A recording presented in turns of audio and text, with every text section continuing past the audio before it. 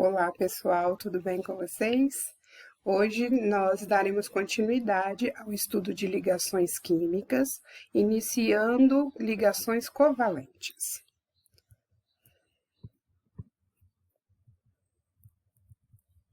O que é uma ligação covalente? A ligação que nós vimos anteriormente foi a ligação iônica, que ela é feita com a doação de elétrons. Na ligação covalente, nós temos o compartilhamento de um par de elétrons. O que isso significa? Eu tenho dois átomos e cada um deles vai entrar com um elétron, formando um par de elétrons. E esse par de elétrons vai pertencer aos dois átomos ao mesmo tempo.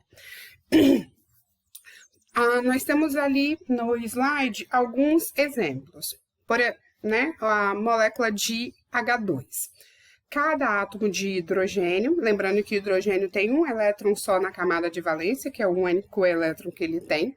Cada átomo de hidrogênio entra com um elétron, forma um par, e esse par pertence aos dois hidrogênios ao mesmo tempo. Lembrando que o hidrogênio, ele se estabiliza assim como o hélio, que é o gás nobre correspondente dele, com dois elétrons na camada de valência. No caso do cloro, o cloro é um halogênio, elemento lá da coluna 17 ou a antiga família 7A da tabela periódica. Tendo 7 elétrons na camada de valência, o que falta para ele para ficar estável é um elétron. Só que os dois átomos de cloro, cada um entrando com um elétron, formam um par, e assim nós temos a molécula do Cl2, que são dois átomos de cloro. O mesmo acontece com o oxigênio. O oxigênio é um calcogênio, ou coluna 16, ou antiga coluna 6A da tabela periódica, ou seja, ele tem 6 elétrons na camada de valência. Para ele poder ficar estável, assim como o gás nobre correspondente a ele, faltam, então, 2 elétrons.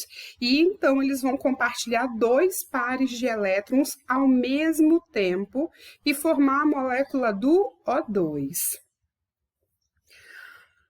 Os elementos não metálicos, ou os não metais, formam ligações covalentes entre si, compartilhando pares de elétrons.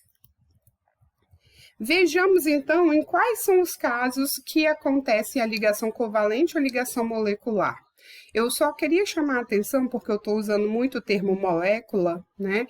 Porque na ligação iônica, nós temos a formação dos compostos iônicos. Na ligação covalente, nós temos a formação das moléculas. Por isso que a ligação covalente também pode ser chamada de molecular. Onde é que, então, que ocorre a ligação covalente? A ligação covalente ela vai acontecer em 3 casos. Quando eu tiver a ligação hidrogênio-hidrogênio, como nós vimos no exemplo anterior. Quando o hidrogênio estiver ligado com algum ametal, lembra de classificação da tabela periódica? Ou na ligação entre ametais. Por isso é importante, né, o estudo da tabela periódica para entender como é que esses elementos farão, então, as suas ligações químicas para atingir a estabilidade eletrônica. As ligações covalentes, então, elas podem acontecer da seguinte forma. Se houver apenas o compartilhamento de um par de elétrons entre 2 átomos, eu chamo essa ligação de uma ligação covalente do tipo simples, como no caso do H2, né? Nós vimos anteriormente também no caso do Cl2, eu tenho apenas um único par de elétrons compartilhado entre os 2 átomos. Quando 2 átomos compartilharem 2 pares de elétrons, eu chamo de uma ligação covalente do tipo dupla. E quando houver o compartilhamento de 3 pares de elétrons, assim como na molécula do N2, lembrando que o nitrogênio ele é da coluna 15 ou família 5A. Ou seja, ele tem 5 elétrons na camada de valência. Faltam 3 para ele completar o octeto, ficar estável. Logo, ele vai compartilhar 3 pares de elétrons entre eles para poder atingir essa estabilidade. esses 3 pares de elétrons compartilhados ao mesmo tempo entre 2 átomos é uma ligação do tipo tripla. As ligações covalentes ainda, elas podem ser do tipo ligação covalente polar ou ligação covalente apolar. Isso vai ter a ver com a eletronegatividade dos átomos. Vamos lá entender melhor como isso acontece? Quando eu tiver uma ligação covalente entre 2 átomos que são iguais, esses pares de elétrons ficam exatamente equidistantes de cada um dos átomos. Então, eu tenho 2 átomos, os pares de elétrons ficam exatamente no meio, né? Equidistante de cada um dos núcleos. E então, eu tenho o que a gente chama de uma ligação covalente do tipo apolar. Essa ligação covalente vai acontecer sempre que eu tiver átomos iguais ou átomos com eletronegatividade. Lembra da propriedade periódica lá que nós estudamos no capítulo de tabela? Quando átomos tiverem, então, eletronegatividade muito próxima, essa ligação também vai se pronunciar. Agora, quando nós tivermos átomos diferentes e com eletronegatividades também diferentes, eu tenho o que nós chamamos de ligação covalente polar. Ou seja, o par de elétrons vai ficar mais próximo do átomo que é mais eletronegativo. Então, a propriedade de eletronegatividade na tabela periódica vai explicar muito a polaridade das moléculas, tá? Por isso que a eletronegatividade só é entendida quando a gente fala que os átomos estão ligados, tá? Lembrando que a filinha de eletronegatividade por usar metais é aquela: fui ontem no clube, briguei e saí correndo para o hospital. Então, por exemplo, no HCl, o par de elétrons vai ficar muito próximo do cloro, porque ele é mais eletronegativo. Lembra? Fui ontem no clube. Cloro é mais eletronegativo do que o hidrogênio que está lá no final, que é o hospital, né, na nossa frasezinha. Então, o cloro sendo mais eletronegativo, os pares de elétrons vão ficar mais próximos a ele. E logo essa ligação é covalente polar.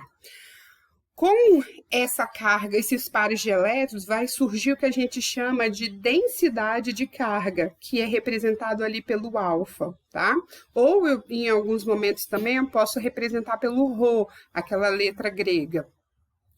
Vai ter, então, uma densidade de carga negativa, aquele átomo que for mais eletronegativo, e uma densidade de carga positiva, aquele átomo que for menos eletronegativo.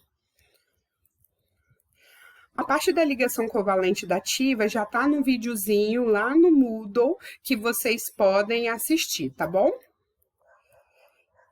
E então, a gente vem para entender as ligações do tipo sigma e as ligações do tipo pi. As ligações covalentes, elas podem se dar pelo compartilhamento dos pares de elétrons, só que lembra que essas ligações, elas acontecem na eletrosfera de um átomo. Quando 2 átomos, então, eles querem compartilhar esses pares de elétrons, eles vão ter que ter uma aproximação frontal. Essa primeira aproximação é o que a gente chama de ligações do tipo sigma, ou seja, todas as vezes que eu tiver, então, uma ligação entre 2 átomos, a primeira aproximação entre eles é sempre uma aproximação frontal. Por isso, as ligações do tipo simples são sempre do tipo sigma. Agora, quando eu passo a compartilhar mais pares de elétrons entre 2 átomos, o que vai acontecer? Essa face frontal, ela já vai estar impedida, porque ela já vai estar ligada. Eu vou ter que fazer algumas aproximações laterais. Essas aproximações laterais é o que a gente chama de ligações do tipo pi. Por isso que na ligação dupla, eu vou ter essa aproximação frontal, que é a sigma, e uma aproximação lateral. Eu não sei se eu vou conseguir fazer aqui, né? Mas uma aproximação frontal. A lateral é como se eu tivesse em volta desses átomos, tá? Essa aproximação lateral, que é a ligação dupla. Já na ligação tripla, uma é frontal, as outras duas são pi, porque são as duas aproximações laterais, tá certo? Algumas características, então, dos compostos moleculares. Em geral, eles são líquidos ou gasosos nas condições ambientes, e se eles forem sólidos, assim, por exemplo, como o enxofre, eles se fundem rapidamente, tá? Então, poucas são as substâncias covalentes que são sólidas. Possuem baixas temperaturas de fusão e de ebulição, até mesmo porque, né, na escala de força, por exemplo, né, das ligações químicas, a ligação covalente é uma ligação mais fraca. Não conduzem corrente elétrica, né? Ao contrário dos compostos iônicos que podem conduzir corrente elétrica quando em solução aquosa ou quando eles estão fundidos, os compostos covalentes, né, ou moleculares, em geral, eles não conduzem corrente elétrica. Há algumas exceções. Por exemplo, o carbono grafite, que é uma exceção, porque o carbono grafite, ele conduz bastante corrente elétrica, tanto é que se a gente for abrir uma pilha, a gente vai achar uma pilha dessas comuns, a gente vai achar um pedaço, né, de grafite ali dentro, porque ele conduz corrente elétrica. E também os ácidos em solução aquosa, né? No nosso próximo capítulo de funções inorgânicas, a gente vai aprender sobre ácidos e eles sofrem ionização em água e conduzem corrente elétrica. E todos os compostos que têm ligação covalente, então, são formados por moléculas, tá bom? Na ligação covalente ainda, nós temos, assim como na ligação iônica, a gente pode escrever a fórmula eletrônica, a fórmula estrutural e a fórmula molecular. A fórmula eletrônica é colocando aqueles parzinhos de elétrons e os elétrons da camada de valência dos átomos. A fórmula estrutural é quando eu entendo aquele par de elétrons por um único traço. E a fórmula molecular, que é quando eu somo, né, os átomos que estão envolvidos ali para formar aquela molécula. Com isso, nós terminamos a nossa aula de ligações covalentes. Até a próxima!